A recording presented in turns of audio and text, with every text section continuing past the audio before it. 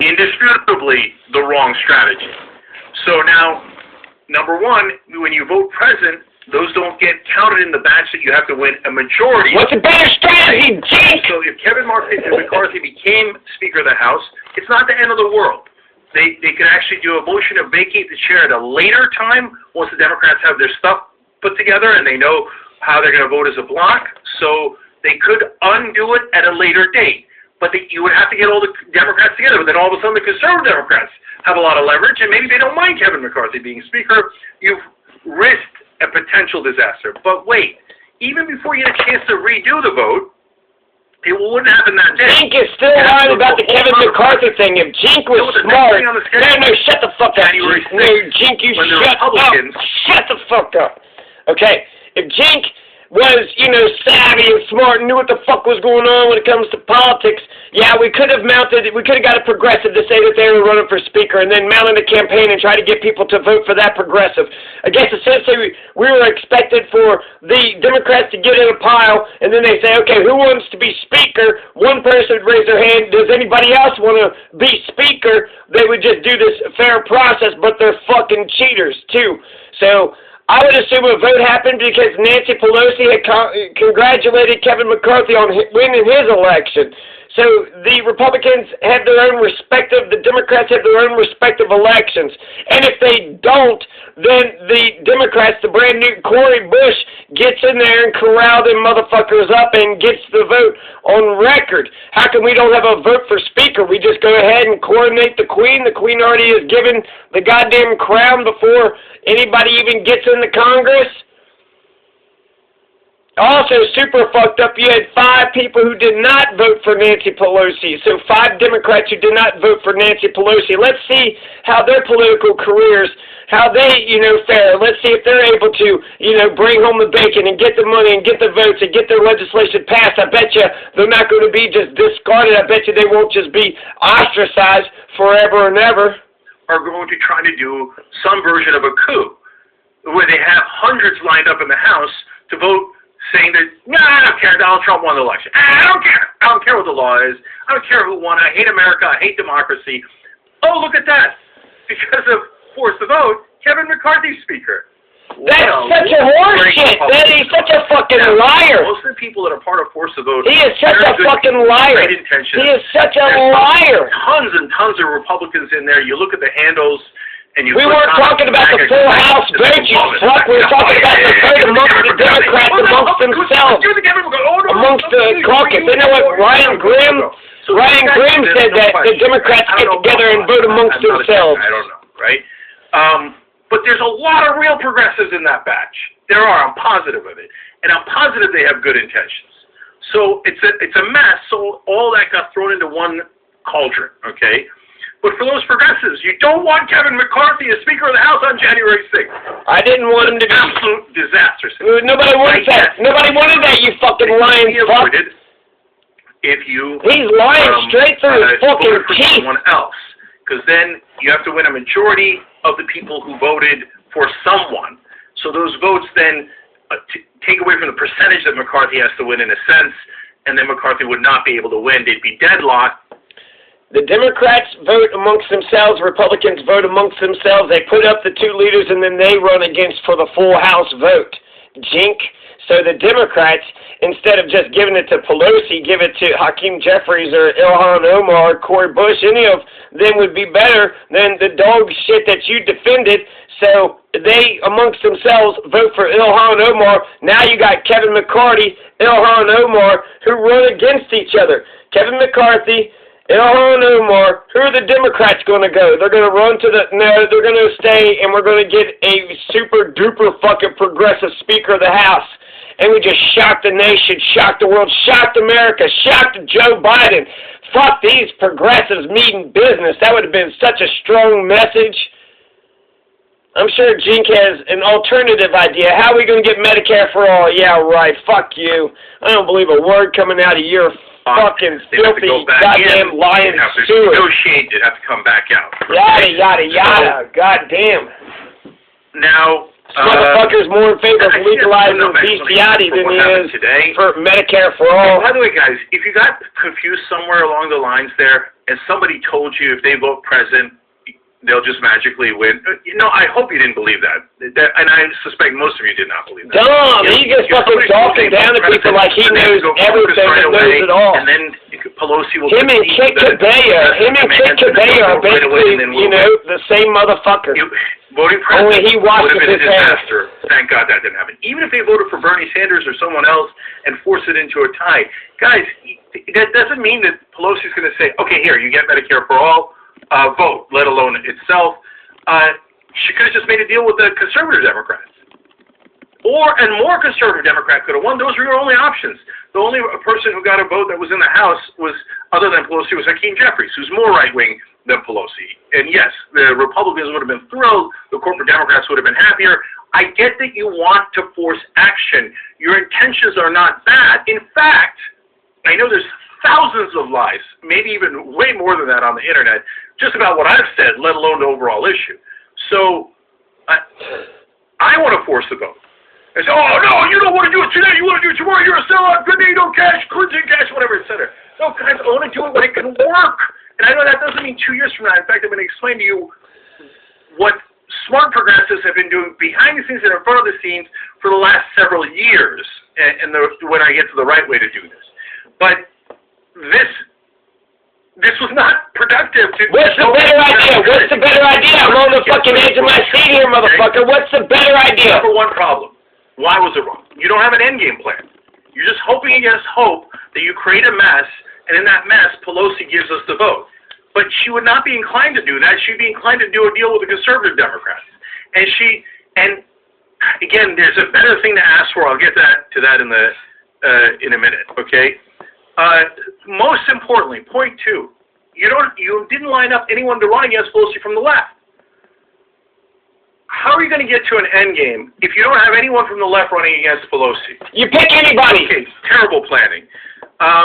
Then perhaps even bigger. Every one of could have been better. That's only one point. Only motherfucking thing he's got. An end game. You must go point 1, point 2, point 3, point 4. We win. Okay. Medicare for all. Point 1. Ow. I hope things work out by point 4. It's not a strategy. I don't have anybody running against Pelosi. It's not a strategy. It's just not. I wish it was, but it's not. Okay. Then of course we get to point number 3. For any of them, the progressives just need to fucking stand up to get Medicare for all. Because for some people, maybe God, how are they so stupid when they come to politics? They can't control their anger. They can't think straight. Maybe they like, that, I'm the pure one. Whatever it is, I don't care. I want to win on not just show votes, although show votes can be important. Anger can be important, okay? But at the end of the day, we must actually win on the vote for Medicare for all. In order to win on the vote for Medicare for all, you don't need conservative Democrats necessarily as allies. You don't need a single Republican. But you cannot burn every progressive ally you have and then go, well, I don't know. I thought I'd just yell at him and then that would work. Well, it could, but it depends. You're yelling at them to go in which direction and why, and then what do you want them to do next, okay? But if you just say, no, David Sirota's working for Nancy Pelosi, you sound, look, I hate to say it, I don't hate to say it about the hosts, okay, but you sound crazy.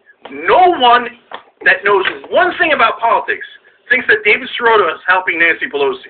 That automatically puts you in the cuckoo for Cocoa Puffs category. It just does. Cenk was against David Sirota. Jimmy or whoever. Cenk shitted on every single one of David Sirota's points. They were so angry, though, Cenk. They were so angry. It seemed right. So, maybe we could. Cenk disagreed with all of Sirota's points. No, all of them. They're right by the guy's a 20-year career of fighting Pelosi, maybe harder than anyone else. The minute you say that, you lose every single sane person in politics. Sirota is one of the most hardcore progressives. You need guys like that on your side. So, according to that theory, the one guy who constantly says, I'm a jack-off comedian, I don't know anything about politics, that guy is right.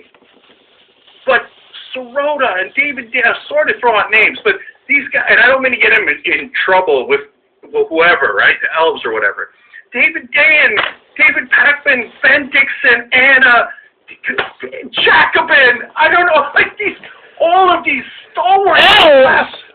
No, their 20, 30-year careers fighting against Pelosi, against the establishment, with receipts, article after article, with enemies you wouldn't believe in Washington because they dared to be brains to fight against those people. And now you believe a guy saying that they're taking Clinton cash and working for Pelosi and working for NATO? You believe that guy over all of the other progressives? Come on. Oh, like you ain't throwing out a bunch of dumb bullshit too. He acting like he's so fucking. Oh yeah, right. What was I gonna say? Everybody's throwing out little dumb pop shot. Tulsi, he loves Tulsi. He loves Tulsi, and he loves your time. One I explain your risk. The GOP at a critical time. But the last one is, guys, one of the important parts of the strategy is what you force a vote, right? Everybody agrees to this. And by the way, you know what? Not only do I agree with the idea overall of forcing the vote, Jimmy keeps talking about, you did your poll, and 86% of your own audience says we should one day force a vote on Medicare for all. You know who one of those guys is? Me. I voted yes. Because I think we should force a vote on Medicare for all. Stop listening to liars. The question is when you do it. And we're not talking about 3 years from now or 17 years from now. We're not establishment people who mollify you with the tranquilizing drug of gradualism. Have you ever listened to a minute of the Young Turks? Or any of these good people. All right, but one of the steps in the correct strategy is, what do? After you force the vote, you make a list, okay? And then of the people who voted the wrong way, and then you primary them. Now, who do you primary them with? Justice Democrats. Justice Democrats primary the guys who voted the wrong way. Except this clown show told you to hate Justice Democrats. Oh my God! You couldn't help the Republicans more. You couldn't help the corporate Democrats more. Pelosi's like, you're undermining the Justice Democrats. She's like, and with a nonsense strategy, she's like, how did I get this lucky? And another thing that infuriates me is, all those establishment guys in Washington right now snickering, go, progressives. They don't know anything. They had a stupid strategy that was never going to work. And now they're attacking the only people who've ever defeated us. Who are the only people who have ever beaten corporate Democrats? Justice Democrats. And now you're going to hurt them by saying, don't vote for them, don't support them? Look, guys, think about this. Let's say you got a great candidate who's running in the middle of the country somewhere, okay? It doesn't matter. Let me make it up. Kansas, okay? Now, it's John Johnson, they're making up a name, but he has no brand. He has no way of anyone knowing he's the progressive candidate. But if organizations like Justice Democrats come in and go, John Johnson's a progressive, then people go, I get it, he's the progressive alternative. Then John has a fighting chance of winning. Without that kind of branding, he's going to go out there and die by himself. He has no chance of winning. You don't know politics. You need branding. You need framing. You can't just go in there and go, I'll just win. No, you need allies. You need Justice Democrats to come in. You need a Rebellion PAC to come in. If you can get PCCC, get them in. No, they were warned. I'm going to burn their house down. No, you work with other progressives to build alliances. You fight when it makes sense. You work together when it makes sense. Now, let's go to the right strategy, because we've got to get constructive. Okay, so how do you do this? Well, the first thing you would do is start 2 years ago. Now, good news for you guys, I did that. I started 2 years ago. Now, you're going to say, okay, yeah, how's that coming along? That's fair. It hasn't worked yet, and so I'm super frustrated that we can't get some of these progressives to do it at the right time, let alone the wrong time.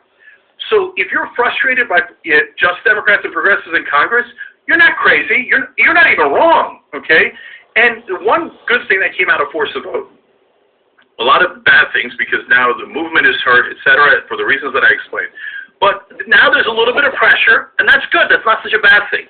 I wish the pressure came at a time we could use it better and have it be more leverage, but I'll take it for now, okay? And so, but you start 2 years ago because then you work, folks, and you say, look, can you see if you get a vote now? We get to make a list now. We get the primary people, and we save 2 years. If you wait till today, well, then you wasted those 2 years. I made that case, and I couldn't get anybody to do it. Now, you could say, hey, Cenk, you should have started more, and I said it publicly, too. You should have done a more public thing, and you should have tried to embarrass them earlier, etc. That's fine, but no matter what your point of view on that is, don't start at the last second, especially if you don't have an end game plan. You have to plan this. What is your end game plan, Cenk? Because I want it to take long, because God damn it takes too long. And so you've got to start as early as possible. Not vote like they say, oh, you just want us to push us out later. No, I started 2 years ago. All right. Number two, but it doesn't matter, guys. Start now. Start now for the next vote, but have a strategy. Now I'm explaining that strategy. So you've got to get a progressive, in a situation like this, you would have had to have lined up a progressive to run against her to make it more effective. Again, that didn't happen, but next time, by the way, there's going to be a speakership. We should do it in earlier than that. I'll explain that in a second. But if you're going to do it in just a speakership, well, you should get it ready, start getting that ready now. Who's going to run against Pelosi or Jeffries or whoever the conservative Democrats are? We should start to coalesce around a leader. Now, maybe one might be on the way. That's another story, Nina Turner. But you've got to have an alternative, ideally. Okay, next, you have to have clear demands. So in this case, it's fair to say that it was a clear enough demand. I just want to vote on Medicare for all, and I want that too. And I think that HR 1384 anti-Millicare. Do earlier steps and why it wasn't the right time now is not because I'm some sort of shill and I'm just a gradualist. What's the reason? Then why have I been yelling at the establishment for the last 18 years? Anyway, no, the reason is you got to knock out PAYGO before you go to Medicare for all. We just knocked it out. That's not some sort of cowardice. That's not some sort of like selling out. Like, guys, they changed the rules. People that don't know anything about politics. PAYGO is disastrous. It's toxic. It says if you're going to do any kind of program to help American people, like Medicare for all, you must quote-unquote pay for it. So it's basically one macro poison pill. Once they pass PAYGO, which they did in the beginning of the last session, then you're screwed. You have no chance of getting Medicare for all or Green New Deal or any of those things. It's a mega poison pill. In order to force a Medicare for all vote, and to get that vote, first you have to knock out PAYGO. And guess what progressives in Congress did? They actually did negotiate behind the scenes, and they got a concession. You know what the concession was? Knocking out PAYGO. Right, they changed the PAYGO rules. Excellent job. And instead of them being credited for good strategy, I credited them. Setting up the plate what the fuck are you talking about? So they can force a vote next. Now, #Fraud Squad is trending on Twitter. So counterproductive. No, it isn't. No, it isn't. Deeply wrong in politics. They all voted. Cory Bush voted for Nancy Pelosi. Jamal Bowman voted for Nancy Pelosi. They just go PAYGO. You can't. You have to raise taxes by X amount to do it. You lose 80% of the Democrats, and you become a laughingstock. And so, how about 2 years ago when they were, putting forward PAYGO? Well, I yelled about that, and I lost allies over that. I was willing to lose allies over it. I'm not going to tell you who, but I could. There's some person. There's a congressperson who will not return my calls, who will not ever talk to me again, because 2 years ago I fought him on PAYGO. They said, no, Cenk, Nancy Pelosi's going to do the right thing. No, PAYGO is fine. We have to listen to leadership. That's not true. You don't have to listen to leadership. The core force of vote is super frustrated at Democratic leadership. And you're right, you should be. Asking them nicely is nonsense. So the establishment, when they say force of vote is wrong, you should never ask forcefully. That's not true at all. That's a way of placating you. Pelosi's never, ever, ever going to give you anything out of the goodness of her heart. She's not a progressive. She's barely a Democrat. She's a moderate Republican from the 1980s and 90s. She's obsessed with her donors because that's her source of power.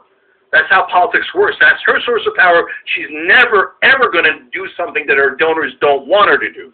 So the idea that some so-called progressive leaders had 2 years ago of playing nice with Nancy Pelosi was a disaster, and it cost us 2 years. So at that point, and I wish you guys were all there, and some of you were. But next time, by the way, when we go to do this right, can you all join? Can we all join together, please? What's the next idea, You guy rage about, no, he hurt my feelings. let's not do it. NATO cash. I don't know, Smurf cash. Whatever. Okay, he hurt my feelings. They weren't on my show. They hurt my feelings. Okay? No, let's work together. That's you all, motherfucker. You're the one being petty. Motherfucker. So, by the way, who caused the splintering? There's no argument over that. You've got to realize that. Sirota, me, Anna, you name it, etc. We all say, hey, guys, but we have to have an end game. Why don't we force a vote in the next juncture? Maybe. At no point in time did you ever want to actually have a real conversation. For Christ's sake, man. Why wouldn't you go on their shows? You got a show, they got a show. Go on each other's shows. What the fuck's the matter with you? Progressives for no reason. Okay, so it's not for no reason. Next time, he's a grifting son of a bitch. Grifting non-stop. Talking about the Kevin McCarthy lie still. It's not ego. It's not about actual results. Pay-go is a good. Force the vote got us the pay-go rules changed. That was great. They do deserve credit for it. Please go look it up. If you think I'm being condescending, that's fine. I don't care. Go look it up. We cannot pass Medicare for all if pay-go exists. You should send hey, Cenk, we went ahead and took care of pay-go. We got good pay-go. No, we changed the rules for you, Cenk. We changed the rules for you, buddy. Now you can get Medicare for all. You're welcome. Why don't you say thank you? Acknowledge that force to vote is good. You have to hold up a really important bill. See, the reality is, in force to vote, you almost got no pushback from the mainstream. You got pushback from progressives because we said it was a bad strategy. You got no pushback from the mainstream. They were like, oh, you're going to do a bad strategy. Okay? Now, when we try to force a vote on a so-called must-pass bill, then you're going to hear the mainstream howl. And when they attack all of us, and they say, oh, you're going to, I'll tell you right now, ahead of time, months ahead of time, what they'll say. They'll say, you know, you're hurting government workers. Like, if you vote no on a continuing resolution to fund the government, it hurts the workers. Now, the thing is, it does briefly, but you've got to be able to hold a strong and vote no on something that matters. On something that matters. Otherwise, you can't actually force the vote.